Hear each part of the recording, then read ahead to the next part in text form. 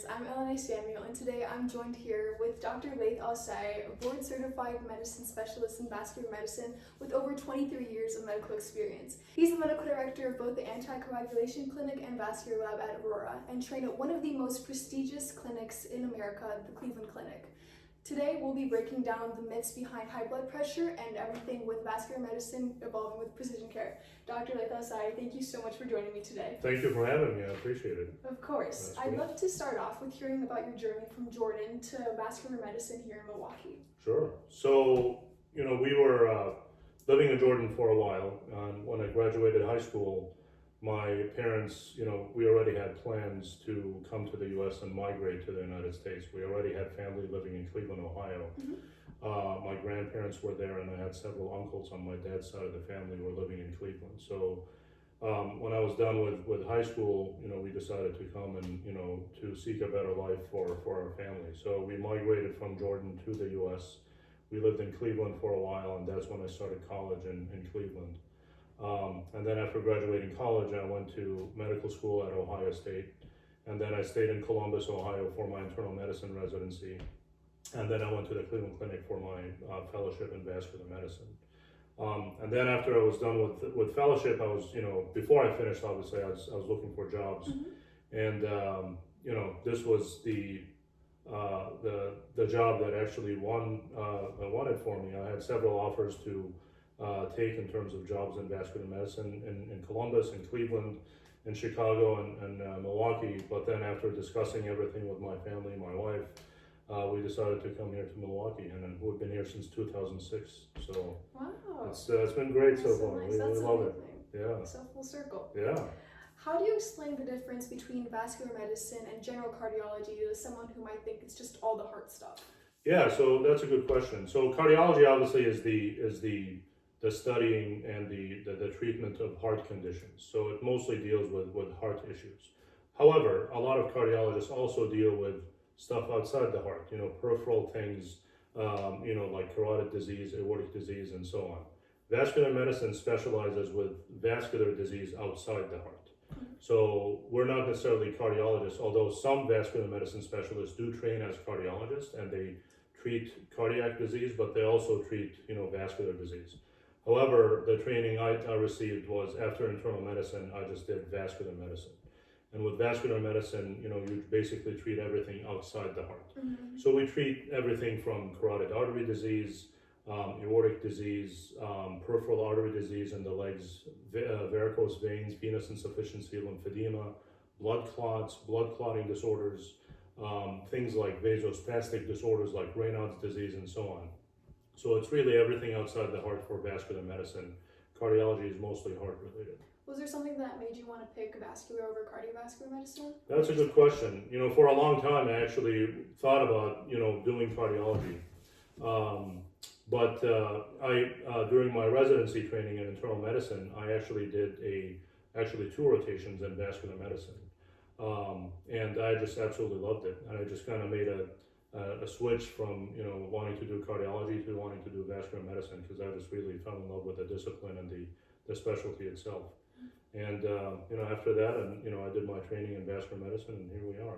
I love what I do. Yeah, that's amazing. That's what medicine's all about. That's right, exactly. What's the most surprising condition you treated that's secretly tied to vascular medicine?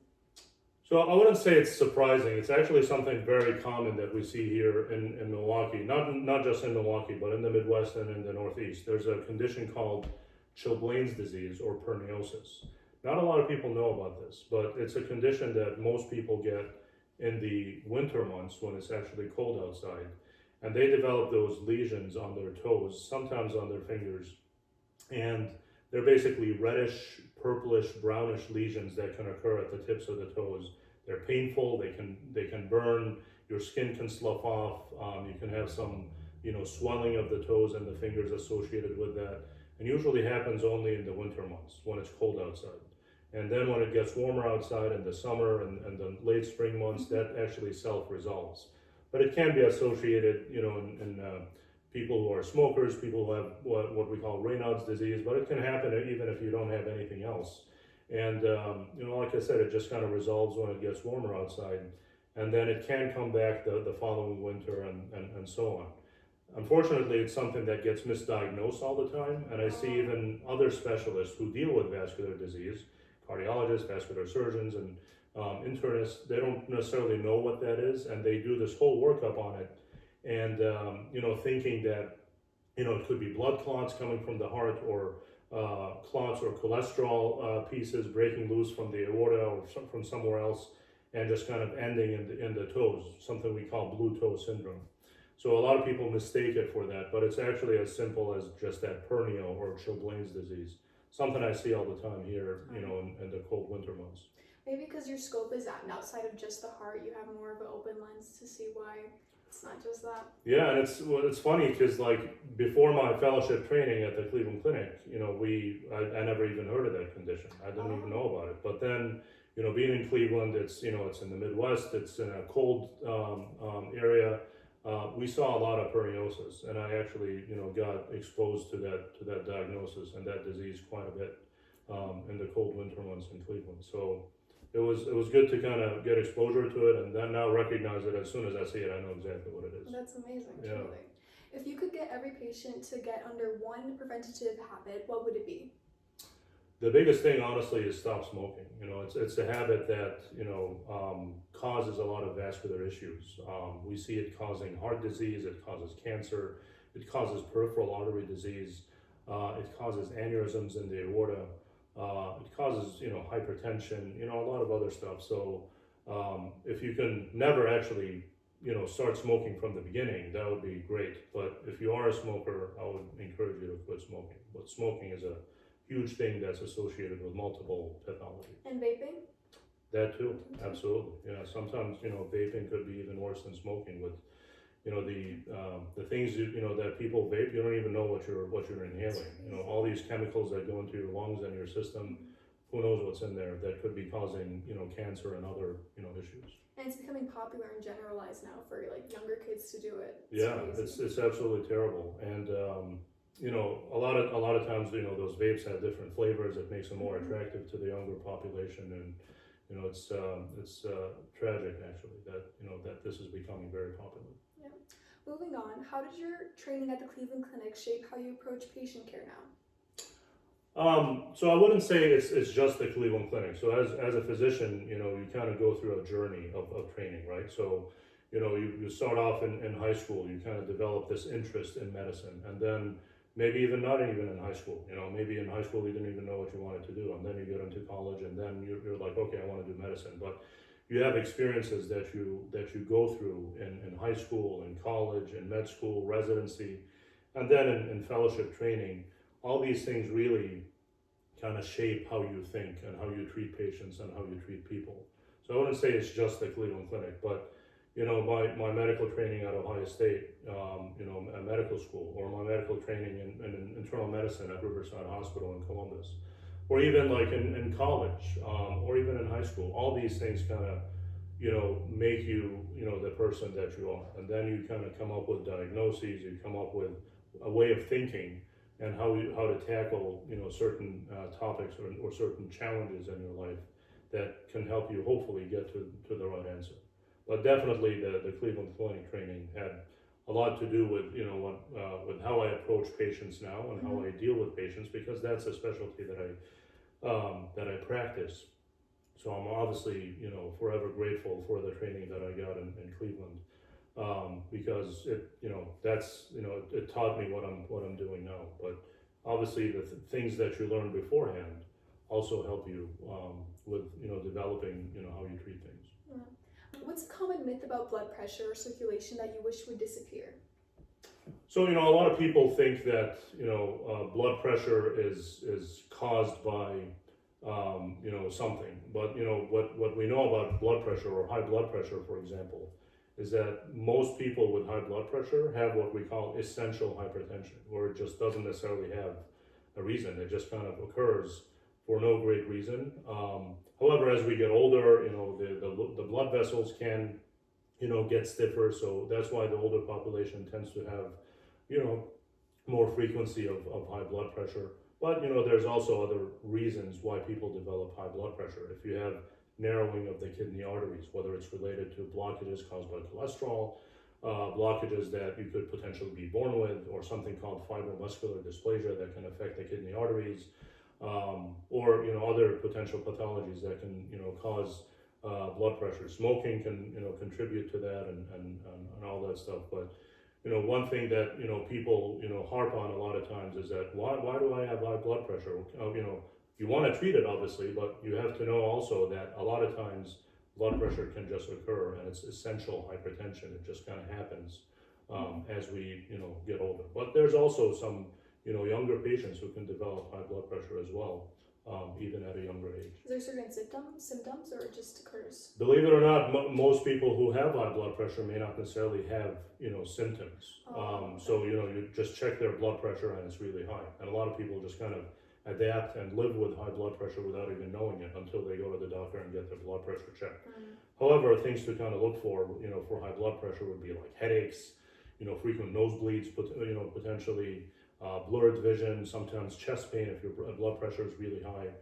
These things should be things that to look out for if you have high blood pressure. All right. Switching tracks, precision medicine is booming. How do you tailor treatments for patients with wildly different lifestyles? So we see a lot. I see a lot of patients throughout the day, and we follow guidelines? Of course, we follow guidelines for treating certain conditions. And that should be the basis of how you treat patients, is you want to follow the guidelines, you want to follow the science. But, there are times where, you don't necessarily have to abandon guidelines, but you have to kind of adapt to what the patient, also has. They also have other comorbid conditions. For example, if you're treating someone with peripheral artery disease and you see them for the first time. Peripheral artery disease is a condition that occurs, mostly in the older population, people over 50, but I've seen it in people who are younger than that, where you have blockages and buildup of cholesterol in the arteries of the legs, and that can cause lack of blood supply to the leg muscles. So when you walk, you start getting cramping and tightness in the legs with walking. Sometimes, people don't even have symptoms, to suggest that they have peripheral artery disease. So some of those patients may have neurologic conditions where they can't really feel, discomfort or pain. Some people may have diabetes and they end up with what's called neuropathy, which can mask symptoms of leg pain with walking. Some people may have had a stroke and they lost sensation in their leg, but they can still have peripheral artery disease. Mm-hmm. So you have to kind of look at other what we call comorbid conditions that could be, either masking conditions or masking symptoms, or contributing to those symptoms. So you have to also treat those comorbid conditions to achieve a better outcome for the patient. So again, going to the example of peripheral artery disease, a lot of those patients will have high blood pressure, high cholesterol, diabetes, they're smokers, so those are conditions that could be preventable or conditions that could be better managed. So you have to treat a lot of those conditions to make sure that the patient has a better outcome. So you have to kind of tailor, the way you treat the patients depending on what they also have, mm-hmm. to help achieve the outcome that you want. Yes. As the medical director of both the Anticoagulation Clinic and the Vascular Lab at Aurora, what does a typical day look like for you balancing patient care, clinical leadership, and research? So my days can be long. I wake up early. I'm usually up by 4:30, 5 o'clock. That's, and I have like an internal clock. I always obviously set my alarm in case I oversleep, but I'm usually up before my alarm even goes off. So just wake up, shower, go to work. I'm usually at work by 7. A lot of times if I have ultrasounds to read from the following day, I'll either read them in the morning or in the evening, either before I leave work or even when I get home. If I didn't get a chance to read my ultrasounds that are assigned to me for that day, I can read them from home. But yeah, then you get to work. I have hospital patients or clinic patients that I see. A lot of times my clinic actually starts early at 7:20, and it goes until about 4 o'clock. I get a noon break. During my noon break, I usually just grab a protein bar, and then during my lunch break, I go and round on my hospital patients. I get hospital consults as well. And then, go back and do my afternoon clinic. And then when I'm done, finish up any loose ends that I have at work, whether it's answering, emails or messages from patients. I meet with my nurses and we go over, test results for patients. And then, we call patients with test results and just let them know what they need to do. And during the day, I also get phone calls and messages from the anticoagulation clinic nurses, if they have any questions, regarding our patients who they're managing for their anticoagulation, or the, ultrasound technicians, they would come and ask me any questions, if they have any issues with doing their ultrasounds throughout the day. We kind of deal with that stuff in between patients. So it's a busy day, and then, you get home and, you're obviously exhausted. So I try and, have dinner with the family if I'm lucky enough to get home before they eat. That's great. We have dinner together, but every now and then I get home and they've already eaten, so I kind of have dinner by myself. But a lot of times they actually sit down with me just to kind of keep me company while I'm eating. So it's a lot of time commitment, it is. So one thing you have to realize about medicine is that there's a lot of sacrifice, whether it's during your life as a physician or in training. There's a lot of sacrifice in it. You have to be ready for long hours of studying, long hours of training. Just sometimes if you're on call during training, during residency or fellowship, you may not get much sleep. So these are things that you have to be ready for and you have to expect, and you have to just kind of take it and just go with the flow and you'll be fine. But things have gotten a little bit better now with regards to like training hours, and there's like limits now on how many hours a week a resident or a fellow is expected to work.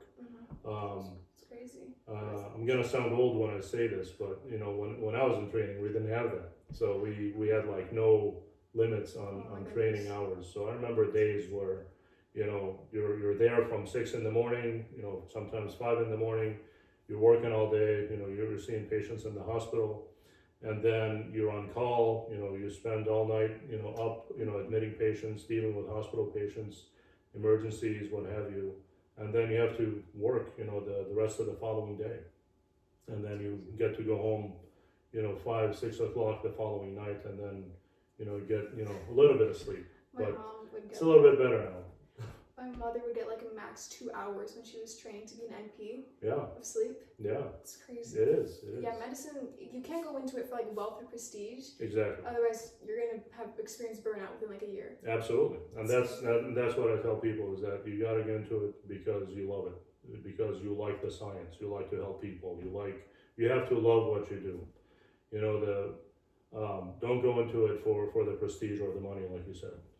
Just go into it because that's what you want to do. So you have to be absolutely certain that this is the path you want to take, because, like I said, there's a lot of sacrifice in it. Medicine as a calling for a theme has been recurring through all of my interviews. That's what everyone's told me. Absolutely. What advice would you give a high school student like me drawn to medicine but unsure about options? Well, like I said, you have to love medicine. You have to realize again that there's a lot of sacrifice. You have to know that there will be weekends when you're studying, or all the time, or in training, seeing patients in the hospital during residency or fellowship. You're just there all the time, and you have just to know that there's a lot of commitment in that. While your friends might be playing or hanging out at bars or restaurants or at parties and just doing their thing, sometimes you're just there kind of either, doing your training or seeing patients in the hospital or, studying for boards or exams or what have you. So again, the whole thing with sacrifice comes to mind, and it's something that you have to just be ready for. What patient interaction or story has stayed with you years later, and why? If there is one. Yeah, actually, I still remember the first patient I've ever seen as an attending physician. Oh my goodness. I started my job working here at St. Luke's Hospital in Milwaukee, And the first patient I've seen as an attending physician was this lady who had issues with blood clotting issues. And she had multiple blood clots. We had to put her on blood thinners. And at the time, the blood thinner of choice was something called warfarin or Coumadin. We didn't have the newer blood thinners like Eliquis or Xarelto or what have you at the time. So we had to put her on warfarin. Warfarin is a very finicky drug because it interacts with a lot of other medications. The absorption of the drug is affected by things you eat, things you drink. You have to, check the levels of warfarin all the time to make sure that it stays in that therapeutic range. So this patient, we had to put her on warfarin, and we kept giving her she wasn't really responding to the medication. We kept escalating the dose of the drug. We started with 2.5 milligrams, then 5, then 10, then 15. We got up to 20 milligrams of warfarin, and she was what's called the INR, which is the lab that we check to see how thin the blood is on warfarin. It just wasn't budging. And then I'm like, why is this happening? So some people are resistant to warfarin. We know that and we see that. But sometimes you have to also dig deep and kind of see what else could be causing this. So looking at her meds, nothing really was sticking out as a potential medication that would affect the warfarin absorption. And then I started talking to her. I'm like, what are you eating? What's going on? And then she told me in passing that she was eating about a pound of starch every day. Cornstarch? Yeah. So she was eating starch every day. And that basically was probably inhibiting the absorption of warfarin in her system. Was she addicted to it? So here's the thing. So there's something called pica. It's actually a disease that some people can get. People with iron deficiency anemia and other disorders. They develop this condition called pica. The most common thing that you hear about pica is that people tend to eat dirt. Or soil or stuff like that. Some people with pica actually like to eat ice, and they kind of like to do that. But this lady, her choice was starch, and she would eat a whole pound of starch every day. So then we decided, okay, how about we a lot of it's more of a psych condition. So we had to have her see a psychiatrist. And they helped, treat her issues with that. And obviously, we did some blood work on her, and we did discover that she had iron deficiency anemia. So her anemia was subsequently treated, and then she eased off on eating the starch and eventually stopped. Once she stopped eating the starch, we were able to give her, more human levels of warfarin, and her INRs were actually, within that range that we wanted, on a much lower dose of warfarin. I think she was on 5 milligrams daily, and she was doing fine on it. So that one sticks in my mind because that was actually the first patient I've ever seen as an attending physician. My mom, she is a psychiatrist, and she has so many cases like that where people are addicted to other stuff, and it's hindering how much milligrams or the stuff she's prescribing for them. She's like, sure. I'm done. Absolutely. Because also she might get sued if she does too much. Yeah. So she just leaves it, and then they yell at her. Yeah, she's got cases. So yeah, you see that stuff all the time. Dr. Alsayegh, this has been a truly inspiring conversation. Thank you. From your journey across continents to vascular medicine. It's truly been inspiring and informative. Thank you so much. Thank you very much. Thank you for having me. For everyone watching, you can read the full blog recap at whitecomewonders.com and drop a comment or like and subscribe if you'd like to see more amazing interviews with incredible physicians like Dr. Alsayegh. Let me know down in the comments what physicians or specialties you'd like to see next, like cardiac surgery, you name it. Thank you so much for joining me, and this is the end. Would you like to wave back to the camera? Bye! Bye! See you in the next video.